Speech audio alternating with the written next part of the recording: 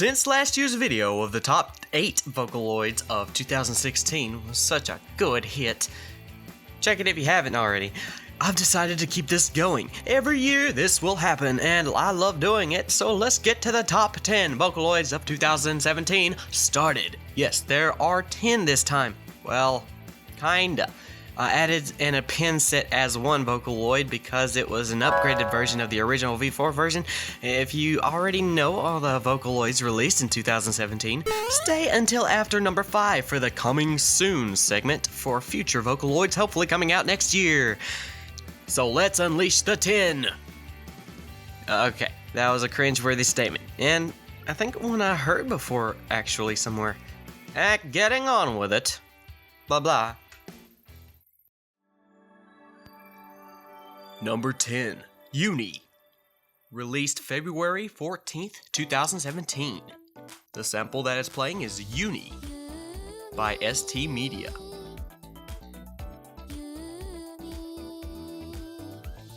Uni is probably the most anticipated Vocaloids in this last few years. Since 2014 actually. Her primary language is Korean, making her the 3rd Vocaloid in that language. She will also have an English voice bank sooner next year. Whoopity-doo-dah, yay! When she was released, people who wanted her to sing in Japanese or English were disappointed to realize that her phonetics got the F phonetic, or which completely throws off any song that has a sound to it, get it? Hey, it prevents the F-bomb, doesn't it, you know? Well, it also prevents the word waifu. So it's not exactly peachy keen either. What most people love her innocent yet strong voice though. Number 9, Tone Rion V4. Released February 16th, 2017. The sample is Sakura, Vivid Colors by Someshi.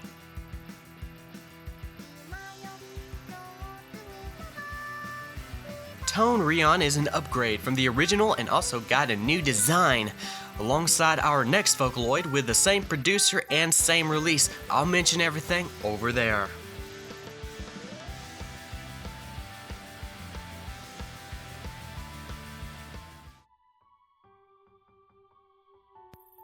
Number 8, Yumemi Nemooo. Released February 16th, 2017. This sample is Imasugu Utaitai. Utaitai? By Meg Cup P.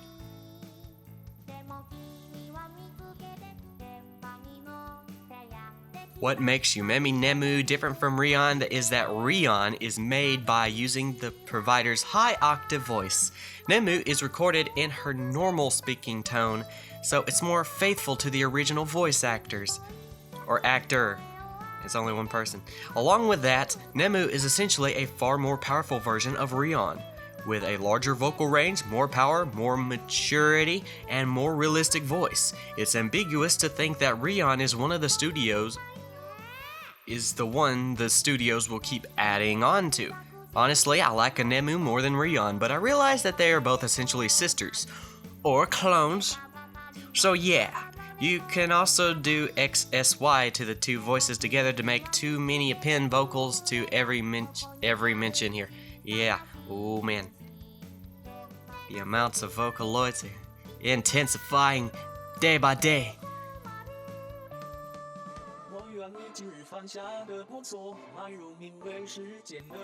Number 7, Eugene Long V4. Released June 2017. The sample is Act Extinguished by Mimi and FFF Kun.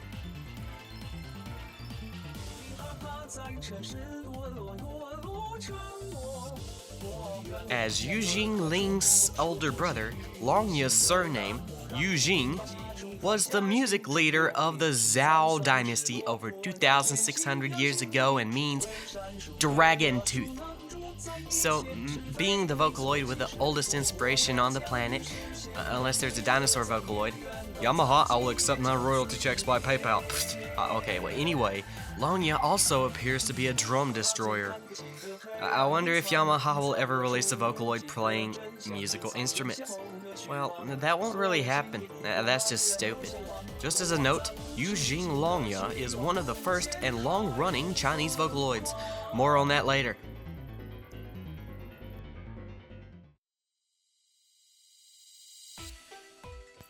Number 6 and number 5.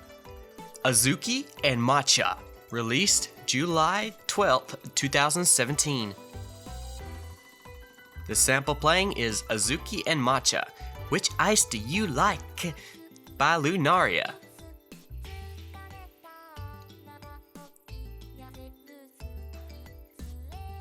These two sisters are produced by Sega. And most people may not know this, but these gals had a light version for Vocaloid 2 editor too. Whoa, that was a long time ago. That was so far back though, even before Miku. Wow. Uzuki and Matcha are old, and 2 of 4 sisters in the Sega video game, Project 575. Considering that Uzuki and Matcha were released by the Surprise, I may not be too far-fetched to say that the other 2, Yuzu and Koume, but from what I hear, those are side characters. As well, Sega never released these games for Western release, so if anyone knows anything about it, let us know all in the comments, please. That's actually a pretty neat concept though.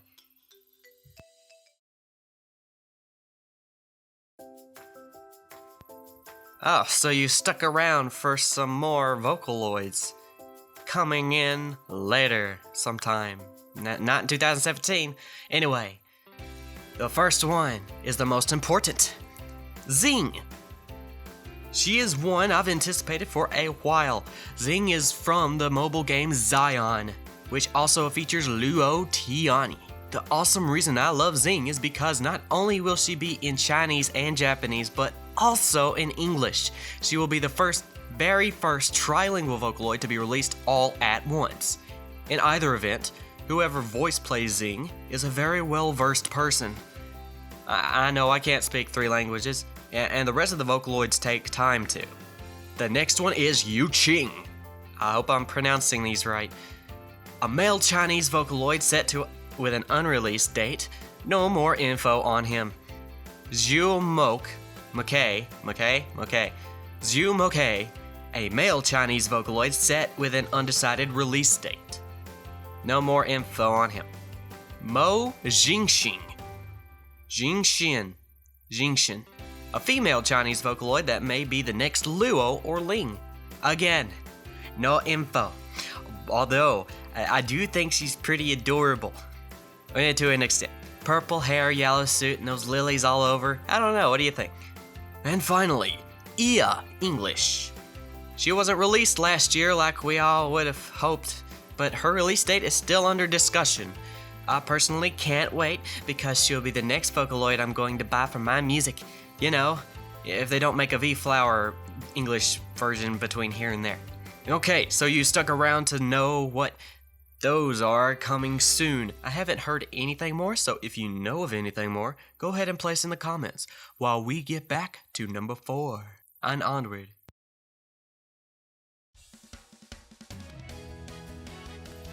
Number 4 and number 3. Xinhua, V4 and Japanese. Released September 1st, 2017. The first sample that plays is Puzzle by Hong and Na Long Soon Feng. The next sample will be the Japanese version, Pi by Janice.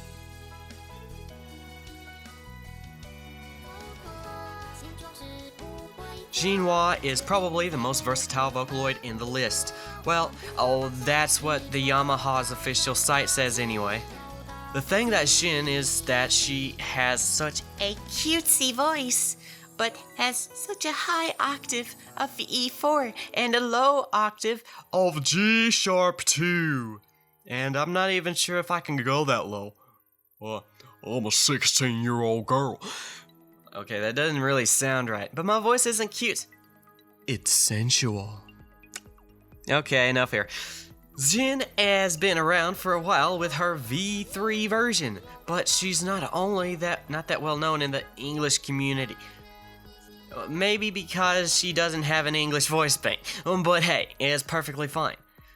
Since she's number 4 and number 3 at the same time, she gets the dual upgrade button for multiple releases achievements. Number 2. Hatsune Miku V4 Chinese, released September 5th, 2017. The sample playing is First Storm by Deco, Nini, and Rockwell.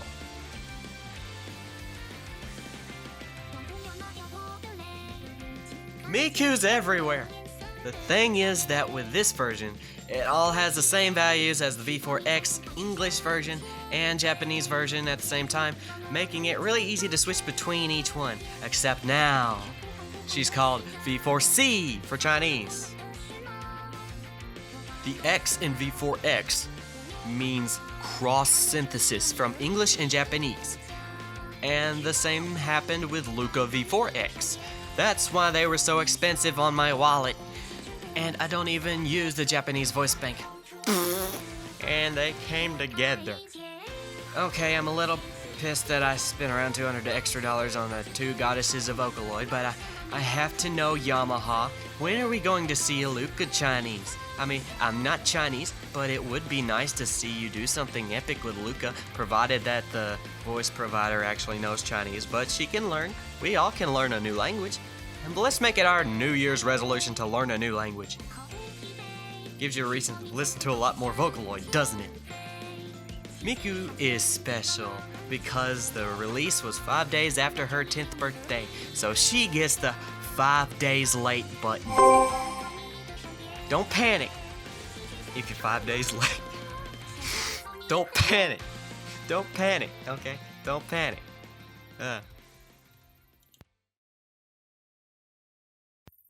And finally, number 1, Lumi, released August 30th, 2017. The sample playing is Jaza no Te wo Tomose by Hupple. I pronounced it. Oh yeah. Lumi is, to me, the most important release for Vocaloid this year. The development crew of this Vocaloid was on Project Daisy, which I actually do need to do an ATD on, because it was the predecessor to Vocaloid, the oldest members. Lumi's keywords are Buddhism, jellyfish, shrine maiden, and Kamakura. So, she's basically a Buddhist shrine maiden that is also a jellyfish in the Kamakura period, like we talked about with, according to Nemooo, on why Gakapo is a pervert. Lumi is based on a jellyfish, specifically that of the Turritopsis nutricula. This species is known for the biological immortality. I am the eternal dragon. Make your wish and I shall... Make me immortal! Oh. Really? Wow. I can't remember the last time someone actually nutted up and asked for that. Congrats. Can't wait to hear how you this up. It is one of the few members of the animal kingdom able to revert its bioptic cycle, bypassing death. The jellyfish can return to its youthful polyp state when its body is damaged, giving it the potential to live for an apparently unlimited amount of time, unless it's eaten. So similarly to the jellyfish, Lumi will revert to her animal form if killed. If killed, who would kill Lumi? From which she will slowly regenerate. Oh my. Does that mean if you cut her in half, there'll be 2? Oh no, software, no! Originally, the image of death was more prevalent in her design. She had no eyes or nose, and was conceptualized around the idea of a jellyfish imitating human form. She was also intended to be Bodhisattva, Bodhisattva, someone with the ability to reach nirvana, but who delays doing so out of compassion for those that are suffering. However, Lumi's concept was later lightened, and a subtle schoolgirl theme, of course, this is Japan after all, added in order to make her easier to establish as a character. Her appearance and theme were made brighter and more positive. Lumi's concept now focuses on the theme of bringing light to those in pain and shedding light on resolution. Lumi's official illustrator describes her as a representing death for life. So we're going to give her the Awakened and Eternal button because she's a lot more deep on the surface than the rest of the Vocaloids actually. Holy crap, this is actually intense to talk about. Although I am kind of scared to talk about her because of the copyright that has been shown already to her image is just so of the utmost importance to the company. You know, death.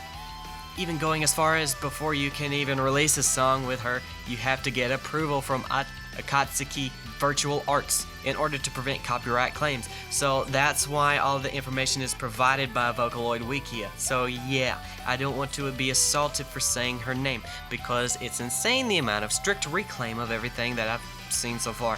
She's even stricter than Fukase, but that's all well and good, but that's the last time talking about her. I'm done.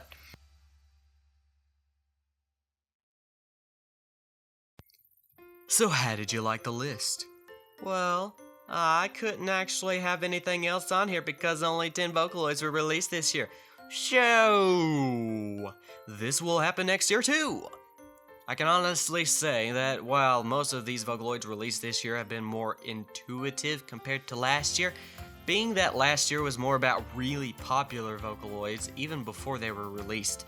You can check out other Vocaloid videos on my channel and whatever else, but don't get carried away with listening to music from the recommended videos list over there and somehow wean away from the videos. But you listen to whatever you want. Anyway, if you want more Vocaloid or gaming content, then press that subscribe button. And if you want to press me, then press me, okay? If you want to see more of this next year, then click that like button as well. I think you'll come back. I know you'll come back for some more new Vocaloid releases. Catch it next year. Oh boy! Yuck, yuck, yuck, yuck, yuck, yuck, yuck. Yes, a happy new year. Everybody gonna get your guns and we're gonna shoot fireworks in the sky. No, do not do that. That would be bad.